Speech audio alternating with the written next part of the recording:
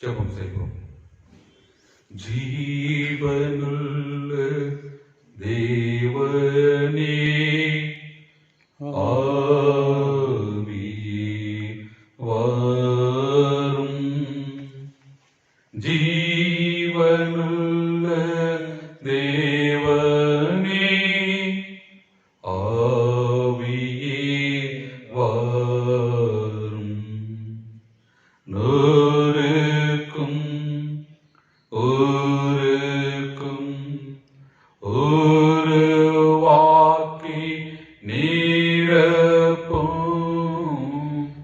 ஜீவனுள்ள தேவனே, ஆவியே வாரும். கிருபை நேசிக்கிற அன்பின் நல்ல கடவுளே, இதோ இந்த நேரத்தில் பாதம் பணிந்து உங்களுடைய சமுத்திரம் வந்து நிற்கிறோம். கடவுள் தாமே இந்த ஆராதனை எங்களோடு கூட இருப்பீராக. ஆலயத்தின் ஆரம்பம் முதல் முடிவு வரை இந்த பிரசன்னம் இருக்கட்டும். குறிப்பாக இந்த ஆன்லைன் வழியாக மற்ற ஆராதனையில் பங்கு பெற்றுக்கிற ஒவ்வொரு பிள்ளைகளுக்கு அச்சபிக்கிறோம். கடவுள் இந்த ஆராதனையில் பங்கு பெறும்போது கடவுளுடைய கிருபையும் மகிழ்ச்சியும் இருக்க வேண்டும் அச்சபிக்கிறோம். தேவன் தாமே ஆரம்பம் முதல் முடிவு வரை இந்த பிரசன்னம் இருக்க வேண்டும் அச்சபிக்கிறோம். இவை அனைத்தும் இயேசுவை அச்சபிக்கிறோம் அன்பின் கடவுளே, ஆமென். திருச்சபையார் யாவரும் எழுந்து நிற்போம். எழுந்து நின்று நமக்கு தெரிந்த பாடல் ஸ்தோத்திரம் செய்வேனே இரட்சகனே, ஸ்தோத்திரம் செய்வேனே என்ற பாடலை எழுந்து நின்று நாம் பாடுவோம்.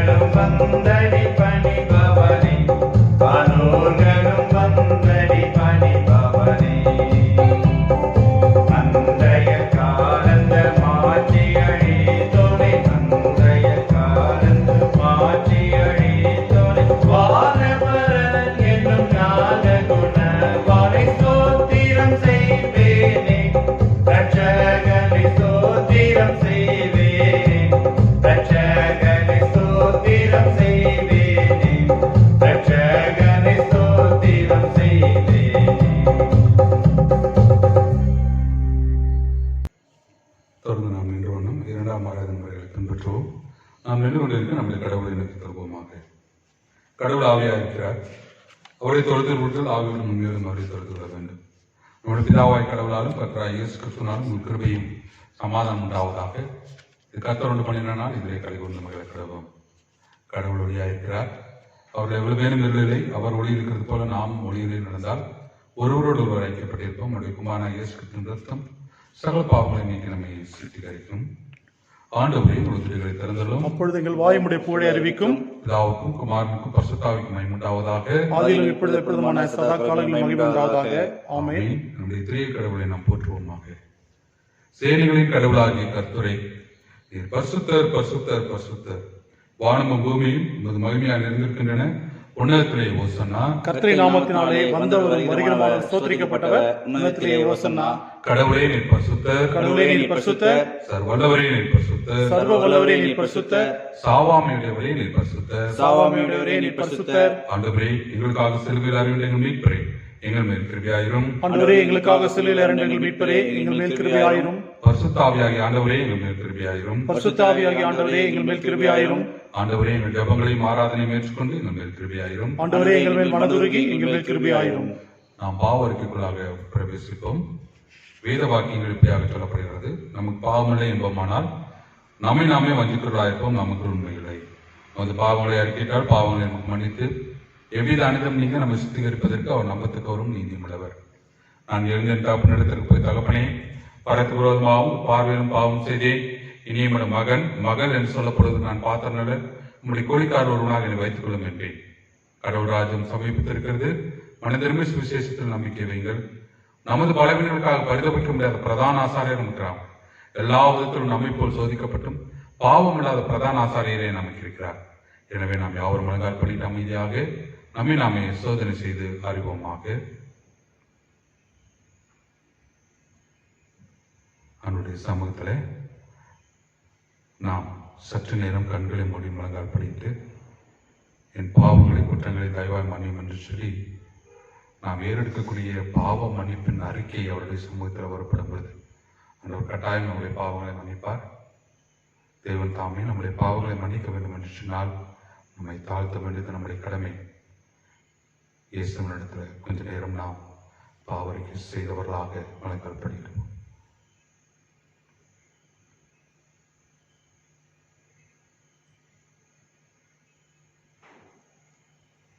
சர்வளமுள்ள கடவுளிடத்தில் நாம் யாவரும் இருந்து நமது பாவங்களை தாழ்மையோடு கூட அறிக்கை செய்வோம். ஆடுகளைப் போல நாங்கள் உங்களுடைய வழியில் விட்டு அழிந்து போனோம். யோசனைகளுக்கும் விருப்பங்களுக்கும் மிகவும் நடந்தோம். பரிசுத்த கற்பனைக்கு விரோதமாக குற்றம் செய்தோம். செய்யத்தகாதவர்களை செய்யாமல் செய்யத்தகாதவர்களை செய்து வந்தோம். எங்களுக்கு சுகமே இல்லை. ஆனாலும் ஆண்டவரே, தேவரீர் ஆண்டவராகிய இயேசு கிறிஸ்து மூலமாய் மனிதர்கள் செய்த வாக்குத்தத்தத்தின்படியே நிர்வாகமுள்ள குற்றங்களை எங்களுக்கு இறங்கும். தப்பிதங்களை அறிக்கையில் எங்கள் மேல் பொறுமையாயிரும். ஆத்திரத்தும் துக்கப்படுத்தலை சீர்படுத்தும். மிகவும் நெருக்கமுள்ள பிதாவே, உம்முடைய பரிசுத்த நாமத்துக்கு மகிமை உண்டாகும்படி நாங்கள் இனி தேவபக்தியும் நீதியும் தெரிந்து புத்தியுள்ளவராய் நடந்து வர இயேசு கிறிஸ்துவின் கிருபை செய்தருளும். ஆமென். சர்வவல்லமை மிகுந்திருக்கும் ஆண்டவர் மன்னிப்பை பாவ நிமித்தை நாம் கேட்டலை வாழ்க்கையை சீர்படுத்துவதற்கான காலத்தையும் தமது பரிசுத்தாவின் கிருபையும் தேர்தலையும் தந்தருவாராக. ஆண்டவரை துதியுங்கள். ஆண்டவர் நாமம் துதிக்கப்படுவதாக. திருச்சபையார் அமர்வும் பொழுது வேத பாடம் வாசிக்க கேட்போம். முதலாவது வேத பகுதி பரிசுத்த ஓய்வு நாளுக்கென்று வாசிக்கும்படியாக தெரிந்து கொள்ளப்பட்ட முதலாம் திருமுறை பகுதி யாத்ராகமம் 36ஆம் அதிகாரம் வசனங்கள் 2 முதல் 7 வரை. யாத்ராகமம் 36வது அதிகாரம் வசனங்கள் 2 முதல் 7 வரை. பெஸ்லேயரையும் அகோலியாவையும் கர்த்தரால் ஞானமடைந்து அந்த வேலைகளை செய்து வரும்படி தங்கள் இதயத்தில் எழுப்புதல் அடைந்த ஞான இதயத்தாராகிய எல்லாரையும் மோசே வரவழைத்தான். அவர்கள் இஸ்ரவேல் புத்திரர் திருப்பணி கடுத்த சகல வேலைகளுக்காகவும் கொண்டு வந்த காணிக்கை பொருட்களை எல்லாம் மோசேயினிடத்தில் வாங்கிக் கொண்டார்கள். பின்னும் ஜனங்கள் காலைதோறும் தங்களுக்கு இஷ்டமான காணிக்கைகளை அவனிடத்தில் கொண்டு வந்தார்கள். அப்பொழுது பரிசுத்த ஸ்தலத்து வேலைகளை செய்கிற விவேகிகள் யாவரும் அவரவர் செய்கிற வேலையின் காரியமாய் வந்து மோசேயை நோக்கி, கர்த்தர் செய்யும்படி கற்பித்த வேலைக்கு வேண்டியதற்கு அதிகமான பொருள்களை ஜனங்கள் கொண்டு வருகிறார்கள் என்றார்கள். அப்பொழுது மோசே, இனி புருஷர்களாவது ஸ்திரீகளாவது பரிசுத்த ஸ்தலத்துக்கென்று காணிக்கையாக ஒரு வேலையும் செய்ய வேண்டாம் என்று பாளையமெங்கும் கூறும்படி கட்டளையிட்டான். இவ்விதமாய் ஜனங்கள் கொண்டு வருகிறது நிறுத்தப்பட்டது. செய்ய வேண்டிய எல்லா வேலைகளுக்கும் போதுமான பொருள்கள் இருந்ததுமல்லாமல் அதிகமாயும் இருந்தது என்பதே வாசிக்கும்படியாக குறிப்பிட்ட முதலாம் திருமுறை பகுதி வாசித்து முடிந்தாயிற்று.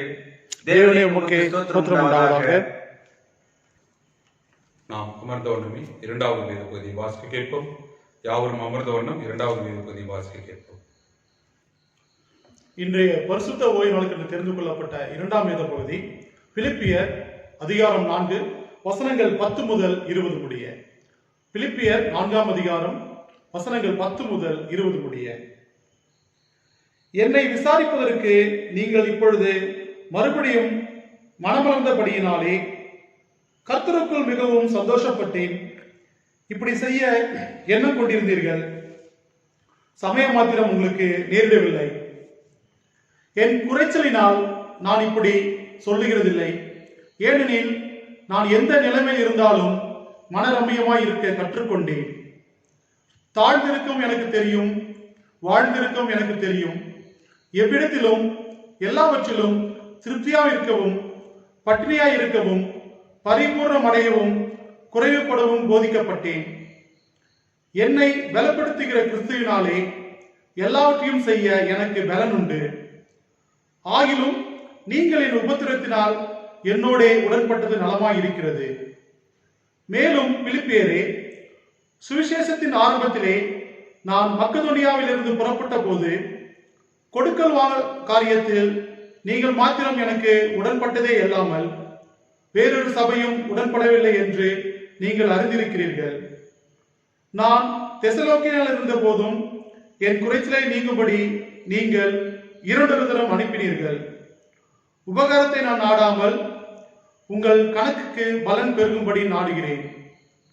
எல்லாம் எனக்கு கிடைக்கிறது, பரிபூர்ணம் உண்டாயிருக்கிறது.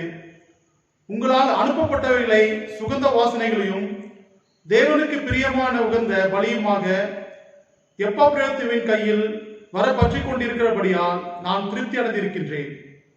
என் தேவன் தம்முடைய ஐஸ்வர்யத்தின்படி உங்கள் குறைவையெல்லாம் கிறிஸ்து இயேசுவுக்குள் மகிமையினாலே நிறைவாக்குவார். நம்முடைய பிதாவாகிய தேவனானவருக்கு என்றென்றைக்கும் மகிமை உண்டாவதாக. ஆமென். வாசிக்கும்படியாக தெரிந்து கொள்ளப்பட்ட இரண்டாம் வேத பகுதி வாசித்தாயிற்று. தேவனே உமக்கே ஸ்தோத்திரம் உண்டாவதாக. வாசிக்கும்படியாக தெரிந்து கொள்ளப்பட்ட மூன்றாவது வேத பகுதியான சுவிசேஷ வேத பகுதி லூக்கா எழுதின சுவிசேஷம் 19ஆம் அதிகாரம் வசனங்கள் 11 முதல் 27 வரை வாசிக்க கேட்போம். லூக்கா 19ஆம் அதிகாரம் வசனங்கள் 11 முதல் 27 வரை நாம் யாவரும் எழுந்து நிற்போம். அவர்கள் இவைகளை கேட்டுக்கொண்டிருக்கையில் அவர் எருசலேமுக்கு சமீபமாய் இருந்தபடினாலும் தேவனுடைய ராஜ்யம் சீக்கிரமாய் வெளிப்படும் என்று அவர்கள் நினைத்தபடினாலும் அவர் ஒரு உவமையை சொன்னார். பிரபுவாகிய ஒருவன் ஒரு ராஜ்யத்தை பெற்றுக்கொண்டு திரும்பி வரும்படி தூர தேசத்துக்கு போக புறப்பட்டான். புறப்படும் போது அவன் தன் ஊழியக்காரன் 10 பேரை அழைத்து அவர்களிடத்தில் 10 ராத்தல் திரவியங்கள் கொடுத்து, நான் திரும்பி வருமளவும் இதை கொண்டு வியாபாரம் பண்ணுங்கள் என்று சொன்னான். அவனுடைய ஊரார் அவனை பகைத்து, அவன் எங்கள் மேல் ராஜாவாய் இருக்கிறதற்கு எங்களுக்கு மனதில்லை என்று சொல்லும்படி அவன் பின்னே ஸ்நானாதிபதிகளை அனுப்பினார்கள். அவன் ராஜ்யத்தை பெற்றுக்கொண்டு திரும்பி வந்தபோது தன்னிடத்தில் திரவியம் வாங்கியிருந்த அந்த ஊழியக்காரர் அவரவன் வியாபாரம் பண்ணி சம்பாதித்தது எவ்வளவென்று அறியும்படி அவர்களை தன்னிடத்தில் அழைத்து வர சொன்னான். அப்பொழுது முந்தினவன் வந்து, ஆண்டவனே, நம்முடைய ராத்தனாலே 10 ராத்தல் ஆதாயம் கிடைத்தது என்றான். எஜமான் அவனை நோக்கி, நல்லது, உத்தம ஊழியக்காரனே, நீ கொஞ்சத்தில் உண்மையுள்ளவனாய் இருந்தபடியால் 10 பட்டணங்களுக்கு அதிகாரியாயிரு என்றான். அப்படியே 2ஆம் ஊழியக்காரன் வந்து, ஆண்டவரே, நம்முடைய ராத்தனாலே 5 ராத்தல் ஆதாயம் கிடைத்தது என்றான். அவனையும் அவன் நோக்கி, நீயும் 5 பட்டணங்களுக்கு அதிபதியாயிரு என்றான். பின்பு வேறொரு வந்து, ஆண்டவனே, இதோ உம்மிடத்தில் ராத்தல் இதை ஒரு சீரையிலே வைத்திருந்தேன். நீர் வைக்காததை எடுக்கிறவரும் விதைக்காததை அறுக்கிறவருமான கடினமுள்ள மனுஷர் என்று அறிந்து உமக்கு பயந்திருந்தேன் என்றான். அதற்கு அவன், கொள்ளாத ஊழியக்காரனே, உன் வாய் சொல்லை கேட்டேன், உன்னை நியாயந்திருக்கிறேன். நான் வைக்காதை எடுக்கிறவனும் விதைக்காததை அறுக்கிறவருமான கடினமுள்ள மனுஷன் என்று அறிந்தாயே, பின்ன ஏன் நீ என் திரவியத்தை காசு கடையிலே வைக்கவில்லை? வைத்திருந்தால் நான் வரும்பொழுது அதை வட்டியோடு வரப்பற்றுக் கொள்வேனே என்று சொல்லி சமீபமாய் நிற்கிறவர்களை நோக்கி அந்த ராத்தலை அவன் கையிலிருந்து எடுத்து 10 ராத்தல் உள்ளவனுக்கு கொடுங்கள் என்றான். அதற்கு அவர்கள், ஆண்டவரே, அவனுக்கு 10 ராத்தல் இருக்கிறதே என்றார்கள். அதற்கு அவன், உள்ளவன் எவனுக்கும் கொடுக்கப்படும், இல்லாதவனுக்கு உள்ளதும் எடுத்துக் கொள்ளப்படும் என்று உங்களுக்கு சொல்கிறேன். அன்றியும் தங்கள் மேல் நான் ராஜாவாகிறதுக்கு மனதிலாதிருக்கிறவர்களாகிய என்னுடைய சத்துக்களை இங்கே கொண்டு வந்து எனக்கு முன்பாக வெற்றி போடுங்கள் என்று சொன்னான் என்றார் என்பதை வாசிக்கும்படியாக தெரிந்து கொள்ளப்பட்ட சுவிசேஷ வேதபதி வாசிக்க முடிந்ததற்கு கிறிஸ்துவே உமக்கு மகிமை உண்டாவதாக. செய்தி காயக்கமாக யாவரும் கண்களை மூடி ஜெபம் செய்வோம். வரும் தூய ஆவியே, உம் பிரசன்னத்தை வாஞ்சிக்கிறோம். உம் வல்லமையால் என்னை நிறைத்து நீராளுகை செய்யும். அக்கினியும் நீரே, பெரும் காற்றும் நீரே, பெரும் மழை போலவே உம்மாவியை ஓற்றும். வரும் தூய ஆவியே, உம் பிரசன்னத்தை வாஞ்சிக்கிறோம். உம் வல்லமையால் என்னை நிறைத்து நீராளுகை செய்யும். வரும் தூய ஆவியே. ஆவியானவரே, இந்த நேரத்தில் வெளிய சத்தம் வரும் என்று சொல்லி காத்திருக்கிறோம். கர்த்தருடைய வார்த்தை எங்களோடு கூட வரப்படுவதாக. இந்த நாளில் நம்முடைய சமூகத்தில் நாங்கள் காத்திருக்கும் பொழுது தேவன் எங்களோடு கூட பேசுவீங்கன்னு சொல்லி விசுவாசிக்கிறோம். இது இந்த காணொலி வழியாக, டிவி சேனல்ஸ் வழியாக நம்முடைய சத்தத்தை கேட்டுக்கொண்டிருக்கிற ஒவ்வொரு பிள்ளைகளுக்கூடும் இப்பொழுது நம்முடைய வெளி சத்தம் வருவதாக. அடியனை மறுத்து நீங்கள் பேசுங்க. அடியனை வாய் வார்த்தைகளும் உங்கள் ஒருவருடைய இருதயத்தின் தியானம் உங்கள் சமூகத்தில் பிரீதியாக இருப்பதாக. ஆமென். திருச்சபையார் அமர்வும்.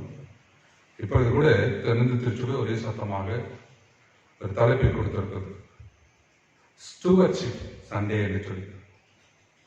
பொறுப்பாண்மையை வெளிப்படுத்தும் தன்மையும் அது கணக்கு ஒப்புவித்தரும், டிரான்ஸ்பரன்சி அண்ட் அக்கௌண்டபிலிட்டி என்று சொல்லி இந்த தலைப்பின் கீழாக பேச வேண்டும் என்று சொல்லி ஸ்டூவர்ட் என்று சொல்லி சொல்வாங்க. இதனுடைய அர்த்தம் என்ன என்று பார்க்கப்படும் பொழுது, பொறுப்பாண்மை, கொடுக்கப்பட்டிருக்கிற பொறுப்பு உண்மை உத்தமமாய் செய்யப்படுது. ஒரு நிலமானாலும் சரி அல்லது ஒரு ஃபேக்டரி ஆனாலும் சரி, அது கொடுக்கப்படும் பொழுது அவர்கள் எவ்வளவு உண்மை உத்தமமாய் செய்கிறார்கள் என்பது அதனுடைய காரணம். கொடுக்கப்பட்ட பொறுப்பை எவ்வளவு தூரம் உண்மை உத்தமமாய் செய்கிறார். வேதத்தின் அடிப்படையிலே நமக்கும் அப்படிப்பட்டதான பொறுப்பு கொடுக்கப்படுகிறது. ஆதாம் ஏவாளை ஆண்டவர் படைத்து அந்த இடத்துல அவர்களுக்கு பொறுப்பு கொடுக்கிறார். அதுதான் பொறுப்பான. என்ன பொறுப்பு என்று சொல்லி பார்ப்போம் என்று சொன்னால், நாம் எடுத்துக்கொள்வோம் ஆதியாகமம் 2ஆம் அதிகாரம் 15வது வசனம். தேவனாகிய கர்த்தர் மனுஷனை ஏதேன் தோட்டத்திலே அழைத்து கொண்டு வந்து அதை பண்படுத்தவும் காக்கவும் வைத்தார். இது ஒரு பொறுப்பு. ஒவ்வொருவருக்கும் ஒவ்வொரு விதமான பொறுப்பு. இங்கே மனுஷருக்கு கொடுக்கப்பட்ட மொத்த பொறுப்பு, நாம் அதை பாதுகாக்க வேண்டும், பண்படுத்த வேண்டும் என்று சொல்லி, இப்படி மனிதர்களுக்கு கொடுக்கப்பட்ட அந்த பொறுப்பாண்மையை நீங்களும் நானும் என்ன செய்கிறோம் என்பது. அதே போல நாம் அனைவரும் சீசராக்க வேண்டும் என்பது நம்முடைய பொறுப்பு. நம்மோடு கூட இருக்கக்கூடியவர்களுக்கு நாம் ஆண்டுடைய சத்தியத்தை அறிவிக்க வேண்டியது நம்முடைய பொறுப்பு. வழிவிலகி ஆண்டுடைய சமூகத்தை விட்டு வழிவிலகி செல்லக்கூடிய பிள்ளைகளுக்கு நாம் திரும்பவும் ஆண்டுடைய சமூகத்தில் கொண்டு வர வேண்டியது நம்முடைய பொறுப்பு. பொறுப்பாண்மை என்று சொல்லப்படும் பொழுது, ஸ்டூவர்ட் என்று சொல்லப்படும் பொழுது, யார் அந்த ஸ்டூவர்ட் என்று சொன்னால் நீங்களும் நான், திருச்சபையாராகிய நீங்களும் நான். ஆகவே அதிகமாக நான் இந்த காரியத்திற்காக ஒரு பெரிதான தலைப்பை கொடுக்காவிட்டாலும் நாம் அடிக்கடி, அதாவது எப்பொழுதும் நாம் சிந்திக்கக்கூடிய ஒரு 3 தலைப்புகளை மாத்திரம்: நீதி, நேர்மை, நியாயம். அவ்வளவுதான். இந்த நீதி, நேர்மை, நியாயம் பொறுப்பாண்மை உள்ளவர்களுக்கு வேண்டும். பொறுப்புள்ளவர்கள், அதாவது கொடுக்கப்பட்ட பொறுப்பிலே எவ்வளவு தூரம் நீங்களும் நானும் நீதி செய்கிறோம், எவ்வளவு தூரம் நியாயம் செய்கிறோம், எவ்வளவு தூரம் நேர்மையாக இருக்கிறோம், இந்த பொறுப்பாண்மையை குறித்து இந்த நாளை நாம் பார்க்கலாம். முதலாவது காரியம் நான் இப்படி பார்க்கிறேன்: எப்படி நீதி செய்யப்பட வேண்டும். நீதி என்று சொன்னால் ஏழைகளுக்கு ஒரு நீதி, பணக்காரர்களுக்கு ஒரு நீதி அல்ல. எல்லோருக்கும் ஒரே வகையான நீதி கொடுக்கப்பட வேண்டும். அந்த நீதியிலே எவ்வளவு தூரம் உண்மையும் உத்தமமாய் இருக்கிறோம், பொறுப்பாண்மையிலே இருக்கக்கூடிய நீதி எப்படி இருக்க வேண்டும் என்று சொல்லி நாம் எடுத்து வைத்துக் கொள்வோம். யாத்திராகமும் 36ஆம் அதிகாரத்தை எடுத்து வைத்துக் கொள்வோம். இதிலே நாம் 2 முதல் 7 வசனங்களை வாசித்தோம். இங்கே நான் எந்த ஒரு நீதியை பார்க்கிறேன் என்று சொன்னால், இங்கே ஒரு 2 பேர் 2வது வசனத்திலே பெஸ்ரையையும் அகோலியாவையும் கர்த்தரால் ஞானம் அடைந்து அந்த வேலைகளை செய்ய வரும்படி தங்கள் இருதயத்திலே எழுப்புதல் அடைந்த ஞான இருதயத்தாராகிய எல்லாரையும் மோசே வரவழைத்தான் என்று சொல்லி சொல்லப்படுகிறது. இந்த 2 பேருக்கும் ஒரு பணி கொடுக்கப்படுகிறது. ஆண்டவருடைய கட்டளை, ஆண்டவர் கொடுக்கப்பட்ட அந்த கட்டளையை ஒரு சுமக்கக்கூடிய ஒரு பெட்டி, அந்த பெட்டியை ஆண்டவர் சொல்லும் மனமாக்கி எவ்வளவு தூரம் நேர்த்தியாய் செய்ய வேண்டும், இந்த பெட்டியை எவ்வளவு தூரம் அவர்கள் உண்மையாக செய்ய வேண்டும் என்று சொல்லி இங்கே சொல்லப்பட்ட ஒரு காரியம்.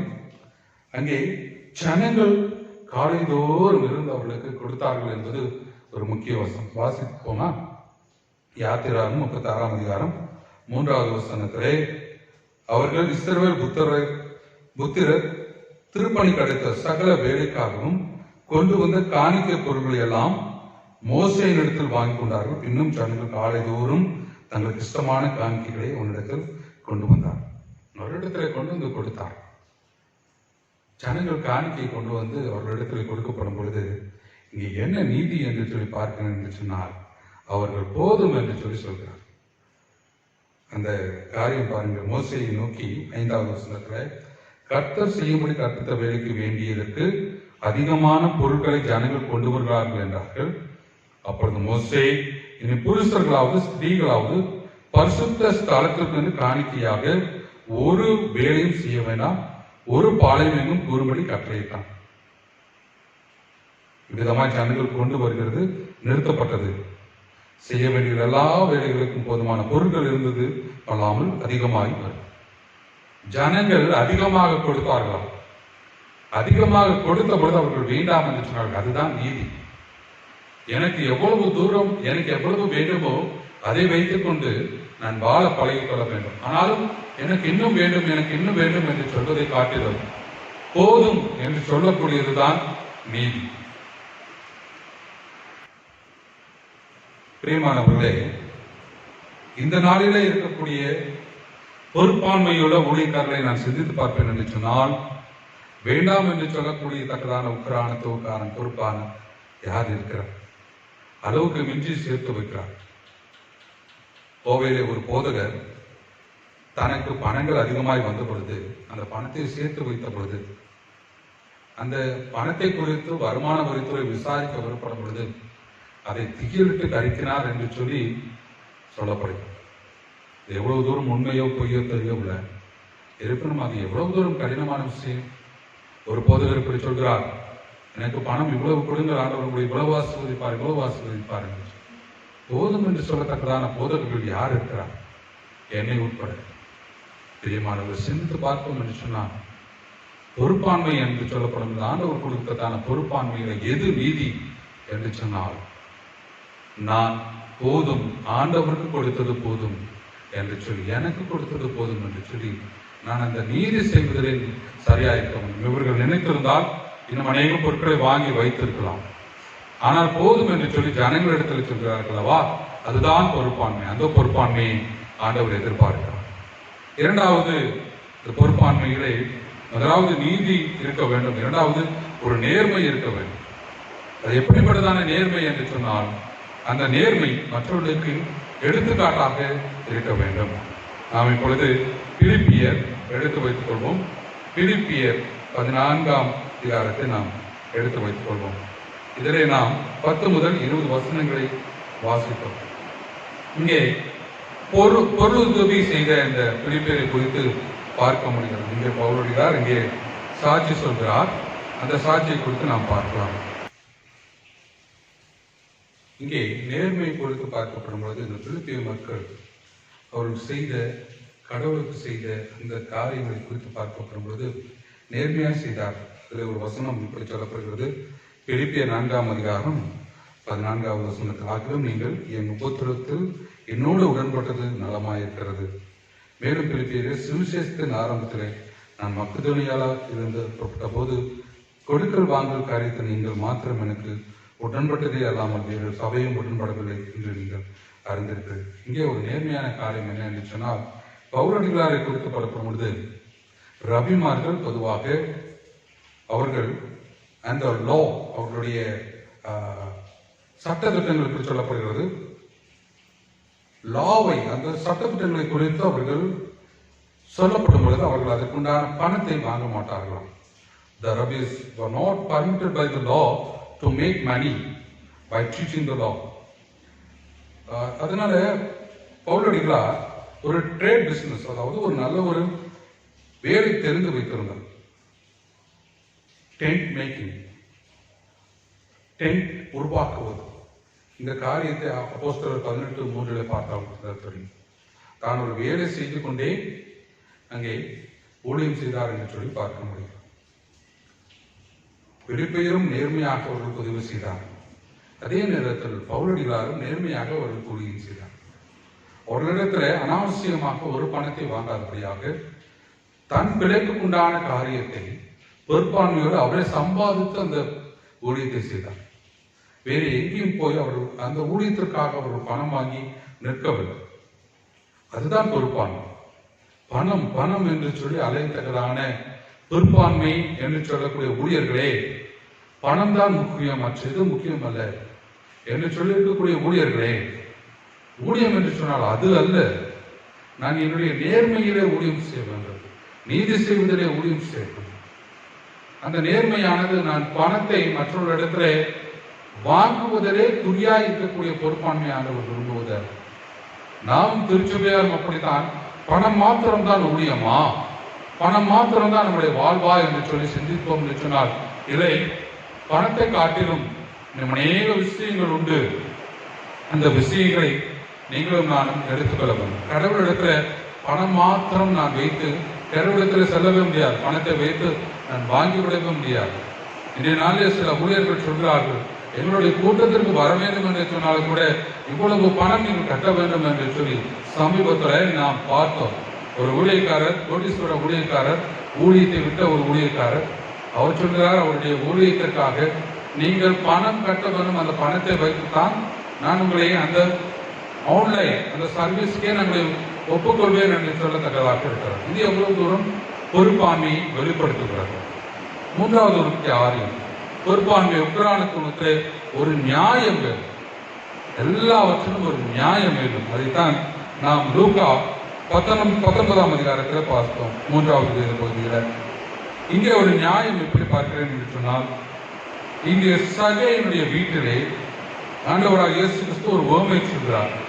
அங்கு இந்த உவமை சொல்லப்படும் பொழுது இந்த உவமை தாளந்து உவமை போல ஒற்றுமையுடன் இருப்பதை பார்க்க முடியும். மத்தேயு 25ஆம் அதிகாரம் வசனம் 14 முதல் 30 வரை பார்த்தோம் என்று சொன்னால் தெரியும்.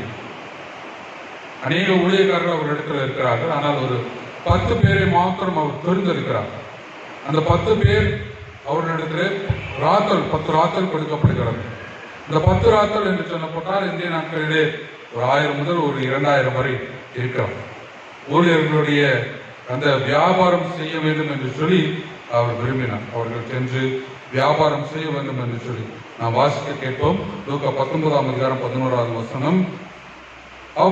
அவர்கள் இவரை கேட்டுக்கொண்டிருக்கிறார். அவர் எருசலேமுக்கு சமீபமாய் இருக்கப்படினாலும் தேவனுடைய ராஜ்யம் சீக்கிரமாய் வெளிப்படும் என்று நினைத்தபடினாலும் அவர் ஓமை சொன்னார். பிரபுவாகிய ஒருவன் ஒரு ராஜ்யத்தை பெற்றுக்கொண்டு வரும்படி தூர தேசத்துக்கு போக புறப்படும் பொழுது அவன் தன் ஊழியக்காரர் 10 பேரை அழைத்து அவரிடத்தில் 10 ராத்தல் திரவியங்களை கொடுத்து, நான் திரும்பி வரும்போது இதை கொண்டு வியாபாரம் பண்ணுங்கள் என்று சொன்னார். வியாபாரம் செய்வதற்காக கொடுக்கப்பட்ட பொருளை உண்மையாய் வியாபாரம் செய்யப்படுகிறதா? ஆனால் இங்கே இன்னொரு காரியம் சொல்லப்படுகிறது. ஆண்டவர் சொல்லப்பட்ட உவமையிலே, நான் காசுக்காரர் வசம் வட்டிக்காக கொடுத்திருக்கலாமே, அவர்கள் வட்டி கொடுத்திருப்பார்களே. ஆண்டவருடைய உவமையிலே காசுக்காரர்களை குறித்து பேசுகிறார், வட்டிக்காரர்களை குறித்து பேசுகிறார். சிந்தித்து பார்ப்போம் என்று சொன்னால், ஆண்டவர் இந்த காசுக்காரர்களையும் இந்த வட்டி வாங்குறவர்களை குறித்தும் ஆண்டவருக்கு பிடிக்காத ஒரு காரியமாக இருப்பினும், ஆனால் ஒரு ஊமைக்காக இந்த இடத்தில் சொல்லப்படுகிறது.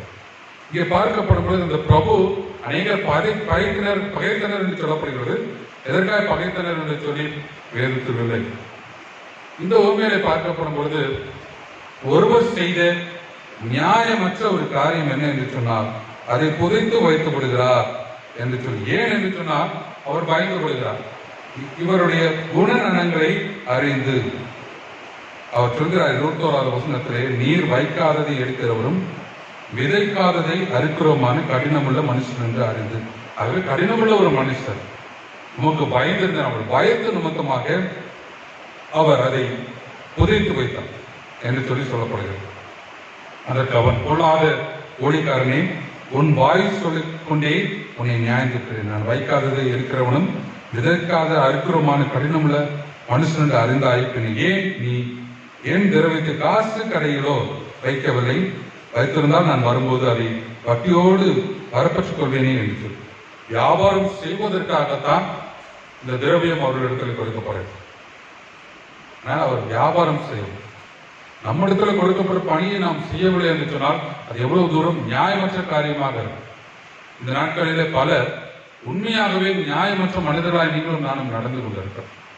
எனக்கு கொடுக்கப்பட்ட பணிகளை, எனக்கு அதிகாரிகளாய் உலகத்திலே கொடுக்கப்பட்ட அதிகாரிகளுக்காக நான் உண்மையா எவ்வளவு தூரம் நியாயமுள்ள மனுஷராய் இருக்கிறேன் என்பதை சற்று சிந்தித்து பார்க்கிறது. பிரியமானவர்களே, இந்த உலக உட்காராய நீங்களும் நானும் எவ்வளவு தூரம் நீதி, நேர்மை, நியாயம் உள்ளவர்களாக இருக்கிறோம். கிறிஸ்துவர்களாக நீங்களும் நானும் இதை ஆண்டவர் அதிகமாக எதிர்பார்க்கிறார். யோசித்து பார்ப்போம். நாம் உண்மையாகவே நீதி, நேர்மை, நியாயத்தோடு இருப்போம் என்று சொன்னால் ஆண்டவரிடத்தில் கட்டாயம் சேர முடியும். ஆண்டவர் அந்த பொறுப்பை நம்மிடத்தில் கொடுத்திருக்கிறார். நானும் நீதி, நேர்மை, நியாயம் உள்ளவராக இருக்க வேண்டும். மற்றவர்களிடத்திலே அதை வெளிக்காட்ட வேண்டும். சில நேரங்களிலே நான் செய்வது மாத்திரம்தான் நியாயம், மற்றவர்கள் செய்வதெல்லாம் அநியாயம் என்று சொல்வதும் தவறு. சிலருடைய வாழ்க்கையும் அப்படித்தான் இருக்கும். அவர்கள் சொல்வார்கள், தன்னுடைய வாழ்விலே தான் செய்வது மாத்திரம், நான் மாத்திரம்தான் நல்லவன், மற்றவர்கள் கெட்டவர்கள் என்று சொல்லி இருக்கக்கூடிய சில காரியங்களை உங்களால் என்னாலும் பார்க்க முடியும். ஆனால் அது அல்ல நியாயம். நியாயம் என்று சொன்னால், எனக்கு கொடுக்கப்பட்ட பொறுப்பை நாம் உண்மை உத்தமமாய் செய்து விட வேண்டும். இவருக்கு கொடுக்கப்பட்டது வியாபாரம் செய்ய வேண்டும், அதைத்தான் சிந்தித்து பார்க்க வேண்டும். வியாபாரத்தை சரியாய் செய்யாதபடியாக புதைத்து வைக்கிறார். ஆகவே அவரிடத்தில் இருப்பதும் புடுங்கப்பட்டது. பிரியமானவர்களே, நாம் உலகத்திற்கு நியாயம் உள்ளவர்களாக இருக்கிறோமா? உலகத்திற்கு நேர்மை உள்ளவர்களாக இருக்கிறோமா? இந்த உலகத்திற்கு நீதி உள்ளவர்களாக இருக்கிறோமா? அந்த பொறுப்பாண்மையுள்ள கிறிஸ்துவர்களாய் ஆண்டவர்களை மணி அழைக்கிறார். கண்களை முடிச்சு வைப்போமா? திருமண ஆண்டவரே, இந்த வார்த்தையை கஷ்டப்படுகிறோம். கிறிஸ்துவர்களாகி நாங்களும் இந்த பொறுப்பாண்மையுள்ள கிறிஸ்துவர்களாக இருக்கிற உங்களுக்கு செய்யும். நீதி, நேர்மை, நியாயம், இந்த 3 காரியங்களும் கிறிஸ்துவர்களாக உங்களிடத்தில் இருக்க கிருபையாக செய்யும். நாங்கள் பரிசுத்தவான்கள் என்று சொல்லிக் கொள்வதிலே ஆசைப்படுகிறோம். ஆனாலும் நாங்கள் பரிசுத்தமற்றவர்களாக இருக்கிறோம் ஐயா. இவர்களை சிந்தித்து உண்மையாய் நாங்களும் மற்றவர்களுக்கு உண்மை உத்தமுள்ள பிள்ளைகளாக இருக்க நம்ம கிருபையாக வார்த்தைகளுக்காக ஸ்தோத்திரம். இயேசு வழியாக ஜெபிக்கிறோம் பிதாவே, ஆமென். யாவரும் எழுந்து நிற்போம். எழுந்து நின்று அப்போஸ்தலர் விசுவாச பிரமாணத்தை நாம் அறிக்கை செய்வோம். யாவரும் எழுந்து நின்று அப்போஸ்தலர் விசுவாச பிரமாணத்தை நாம் அறிக்கை செய்வோம். வானத்தையும் பூமியையும் படைத்த சர்வ பிதாவாகிய தேவனை விசுவாசிக்கிறேன். ஒரே குமாரனாகிய இயேசு கிறிஸ்துவை விசுவாசிக்கிறேன். அவர் பரிசுத்தாவினாலே கன்னிகையால் உற்பத்தியானார். பொந்து பிலாத்தின் காலத்தில் பாடுபட்டு சிலுவையில் அறையுண்டு மரித்து அடக்கம் பண்ணப்பட்டு பாதாளத்தில் இறங்கினார். 3ஆம் நாள் மரித்தெழுந்து எழுந்திருந்தார். பரமண்டலத்துக்கு ஏறி சர்வ பிதாவாகிய தேவனை வலது பரிசுத்தத்தில் வீற்றிருக்கிறார். அவரிடத்திலிருந்து உயிருள்ளவரையும் மரித்தவரையும் நியாயத்திற்கு வருவார். பரிசுத்தாவை விசுவாசிக்கிறேன். பரிசுத்தாவையும் பரிசுத்தவான்கள் ஐக்கியமும் பாவ மன்னிப்பும் சரீர உயிர்த்தெழுதலும் நித்திய ஜீவனும் என்று விசுவாசிக்கிறேன். ஆமென். திருச்சபையார் அமர்வும். கிறிஸ்துவுக்குள் பிரியமானவர்களே, அரசாங்க அறிவுறுத்தலின்படியாக கர்த்தருக்கு சுத்தமானால் வருகிற ஞாயிற்றுக்கிழமை ஆலயம் திறக்கப்படும். அது திறக்கப்படும் பொழுது அரசாங்க வழிமுறைகளை நீங்கள் கட்டாயம் கீழ்ப்படிய வேண்டும். அது என்ன இருக்கிறது என்று சொல்லி அதன்படியாக நடந்து கொள்வதற்கும் நீங்கள் முயற்சி செய்ய வேண்டும். 65 வயதிற்கு மேற்பட்டவர்கள் நீங்கள் ஆராதனைக்கு வர வேண்டாம். குழந்தைகளை வைத்திருப்பவர்களும் நீங்கள் குழந்தைகளை மற்றவர் வசம் ஒப்படைத்து ஆலயத்திற்கு வருவதற்கு முயற்சி செய்யுங்கள். ஆலயத்திற்கு வரும்பொழுது கட்டாயம் மாஸ்க் அணிந்து வர வேண்டும். 2 மாஸ்க் போட்டீங்கன்னா ரொம்ப நல்லது. அதே போல வெளியே வைக்கப்பட்டிருக்கிற டெம்பரேச்சரை நீங்கள் பார்த்து கொள்ள வேண்டும். உங்களுக்கு 98.5க்கு மேலாக இருக்கும் என்று சொன்னால் தயவு கூர்ந்து நீங்கள் உங்கள் இல்லங்களுக்கு அனுப்பப்பட்டு விடுவீர்கள். ஆகினாலே மன்னித்து நீங்கள் அதை நீங்கள் சென்று விட வேண்டும். அதை நீங்கள் பெரிதுபடுத்தக்கூடாது. அதே போல சானிடைசர் வைத்து நீங்கள் உங்களது கரங்களை நீங்கள் சுத்தம் செய்து கொள்ள வேண்டும். சமூக இடைவெளி விட்டு நீங்கள் அமர வேண்டும். சமூக இடைவெளி விட்டு அமரும் பொழுது யாரிடமும் அருகில் உள்ளிடத்தில் பேச வேண்டாம். அதே போல ஆர்டர் ஆஃப் சர்வீஸ் புக் மற்றும் வேதாகமும் பேனா பென்சில் எதுவாக இருந்தாலும் சரி உங்கள் இல்லங்களிலிருந்து கொண்டு வந்து விடுங்கள். ஆலயத்திலிருந்து எந்த பொருளும் நீங்கள் தயவுகூர்ந்து தொடவோ எடுக்கவோ வேண்டாம். உங்கள் இல்லத்திலிருந்து பாடல் புத்தகம், வேதாகமம், ஆர்டர் ஆஃப் சர்வீஸ் எல்லாவற்றையும் நீங்கள் எடுத்து வரும்படியாக உங்களை அன்பாக கேட்டுக்கொள்கிறோம். ஆலயம் முடிந்தவுடனே உடனடியாக வீட்டுக்கு சென்று விட வேண்டும். கூட்டம் கூடி நின்று பேசக்கூடாது. யாரிடத்திலும் நின்று விடக்கூடாது. இவ்வளவு கட்டுப்பாடுகளோடு கூட நாம் இருப்போம் என்று சொன்னால்தான் தொடர்ந்து இந்த ஆராதனையை நாம் வழிநடத்த முடியும். ஆகவே இதை மனதில் கொள்ளுங்கள். வருகிற செவ்வாய்க்கிழமை காலை நன்மை பிராலயத்தில் 11:30 மணி அளவில் வழக்கம் போல மன்றாட்டு ஜெபம் இருக்கும். தயவுகூர்ந்து நாம் இதில் கலந்து கொள்வோம். யாரெல்லாம் ஜெபிக்க விருப்பம் இருக்கிறீங்களோ எல்லாரும் வாங்க. உங்களுடைய இல்லங்களில் அருகிலுள்ள ஒரு இடத்துல கூட்டு வாங்க. வந்து இனியாவது கொஞ்சம் ஜெபம் பண்ணுவோமே, தயவுகூர்ந்து வாங்க. வெள்ளிக்கிழமை தூய் யோவான் ஆலயத்தில் காலை 11:30 மணி அளவில் அதே போன்று மன்றாட்டு ஜெபம் உண்டு. அதிலும் நீங்கள் தயவுகூர்ந்து வந்து கலந்து கொள்ளுங்கள். இத்தனை நாட்கள் நாம் என்னவோ இருந்துட்டோம். இனியாவது நாம் ஜெபிப்பதற்கு கொஞ்சம் நேரங்காலங்களை ஒதுக்குவோம். ஆகையினாலே இந்த காலங்களிலே நீங்கள் பயன்படுத்தி தயவுகூர்ந்து நீங்கள் வந்து கொஞ்ச நேரம், ஐயா ஒரு அரை மணி நேரம் உட்காரணும், அரை மணி நேரம் உட்கார்ந்து போங்க, ஒரு மணி நேரம் சரி பரவாயில்ல, ஒரு மணி நேரம் ஜெபம் பண்ணிட்டு போலாமே மற்றவர்களுக்காக. ஆகவே ஜெபிப்பதற்காக நீங்கள் தயவுகூர்ந்து வரும்படியாக உங்களை அன்பாக கேட்டுக்கொள்கிறோம். அதே போல வருகிற நாட்களிலே பிறந்தநாள் மற்றும் திருமண நாள் காண்போருக்காக நாங்கள் வாழ்த்துகிறோம். சிஎஸ்ஐ திரு யோவான் ஆலயம் உள்ளூர் பொது சேர்த்தின் சார்பாக யாவருக்கும் இனிய பிறந்தநாள் மற்றும் திருமண நாள் வாழ்த்துக்களை அன்போடு கூட தெரிவித்துக் கொள்கிறோம். கர்த்தர் உங்களை ஆஸ்வதிப்பாராக. இதே போல 10ஆம் வகுப்பு வரை உள்ளவர்கள் சண்டே ஸ்கூல் குழந்தைகள் தான். ஆகவே 10ஆம் வகுப்பு வரை உள்ள குழந்தைகள் நீங்கள் சண்டே ஸ்கூல் ஆன்லைன்ல நீங்க கட்டாயம் பார்க்க முடியாது. CSI Sunday school online Sunday school என்று சொல்லி போட்டா வந்துடும். அது யூடியூப்ல இருக்கும். அதை நீங்க தயவு கூர்ந்து பார்க்க முடியாமல் அன்பாக கேட்டுக்கொள்கிறோம். அதே போல யாராவது உடல்நிலை சரியில்லை என்று சொன்னாலும் தயவுகூர்ந்து எங்கள் இடத்தில் செல்வீர்கள் என்று சொன்னால் உங்கள் இடத்தில் ஜெபிப்பதற்கும் வசதியாக. ஆகவே கண்களை மூடி ஜெபிப்போம். பிறந்தநாள் மற்றும் திருமணநாள் காண்பதற்காக. திருவனந்த அன்பின் ஆண்டவரே, பிறந்தநாள் மற்றும் திருமணநாள் காண்பதற்காக ஜெபிக்கிறோம். ஆசீர்வாதம் வழிநடத்தும். இந்த அநேக பிறந்த நாட்கள் கண்டு மகிழ்ச்சியோடு கூட சந்தோஷத்தோடு கூட இருக்கிற பாவம் திருமண நாள் காண்பதற்காக ஜெபிக்கிறோம். தேவனை ஆஸ்வதிப்பீராக. இந்த அநேக திருமண நாட்களுக்கான தேவன் கிருபாவம். வேலைக்கை காத்திருக்கிற பிள்ளைகளுக்காக ஜெபிக்கிறோம். ஆசீர்வாதம் வழிநடத்தும். அவர்களுக்கு வேலை கிடைக்கப்பெற தேவன் கிருபாவம் செய்யும். குழந்தைக்காய் காத்திருக்கிற பெற்றோருக்காக ஜெபிக்கிறோம். கர்த்தருடைய கிருபையினாலே குழந்தை பாக்கியம் பெற்றுக்கொள்ள தேவன் கிருபாவம் செய்யும். படிக்கிற பிள்ளைகளுக்கு ஞானத்தை அறிவை பற்றி தேவன் தருவீராக. திருமணத்துக்காக ஆத்திரப்பட்டிருக்கிற பிள்ளைகளுக்காக ஜெபிக்கிறோம். ஏற்ற நேரத்தில் திருமண காரியங்கள் நடைபெறுவது அவனுக்கு விஷயம். வியாதிப்பட்ட பிள்ளைகளுக்காக ஜெபிக்கிறோம். கொரோனா மற்றும் வியாதி எந்த வியாதியாக இருந்தாலும் இயேசுவின் ரத்தத்தினாலே பலனை பெற்றுக்கொள்ள அவன் திரும்ப விஷயம். வறுமையோடு கூட இருக்கக்கூடிய பிள்ளைகளை நாங்கள் நினைத்து பார்க்கிறோம். ஏழை எளியோரை நினைத்து பார்க்கிறோம். அவர்களுக்கு வேண்டிய உதவி செய்யும் கிருபையாக விஷயம். எங்களை சுற்றிலும் உங்களை தூதராக வேலை எடுத்து பாதுகாத்துக்கிறோம். ஆசீர்வதியும் வழிநடத்தும் பாதுகாத்துக்கிறோம். இயேசுவிலே ஜெபிக்கிறோம். எங்களை நேசிக்கிற நன்மை நல்ல கடவுளே, ஆமென். பரமளிக்கிற பிதாவே, நாமம் பரிசுத்தப்படுவதாக, ராஜ்யம் வருவதாக, சித்தம் பரமளித்து செய்யப்படுகிறது போல பூமியில் செய்யப்படுவதாக. அன்றைய அப்பத்தை எங்களுக்கு தாரும். எங்களுக்கு விரோதமாய் குற்றங்களை மன்னிக்கிறது போல எங்கள் குற்றங்களை எங்களுக்கு மன்னியும். எங்கள் சோதனைகள் பிரவேசிக்கப்படாமல் தீமை எங்களை ரட்சித்துக் கொள்ளும். ராஜ்யமும் வல்லமையும் மகிமையும் இரண்டைக்கும் உடையவர்களே, ஆமென். என் ஆத்துமாவே கர்த்தரை ஸ்தோத்திரி, என் முழுவதுமே பரிசுத்த நாமத்தை ஸ்தோத்திரி. என் ஆத்மாவே கர்த்தரை ஸ்தோத்திரி, கர்த்தர் செய்த சகல உபகாரம் மறவாதே, ஆமென். நம்முடைய ஆண்டவராகிய இயேசு கிறிஸ்துவின் கிருபை, பிதாவாகிய தேவனுடைய அன்பு, பசுத்தாவியனுடைய அன்னைக்கு நம்மளோடும் என்றும் என்றும் சதா காலங்களிலும் நின்று நிலைத்திருப்பதாக. ஆமென். கர்த்தர் உங்களோடு கூட இருப்பாராக. கூட இருப்பாராக. சமாதானத்தோடைய உலகத்துக்குள்ளே வாழ்ந்து நாம் சுகிப்போமாக. கர்த்தருடைய நாமத்தினாலே ஆமென்.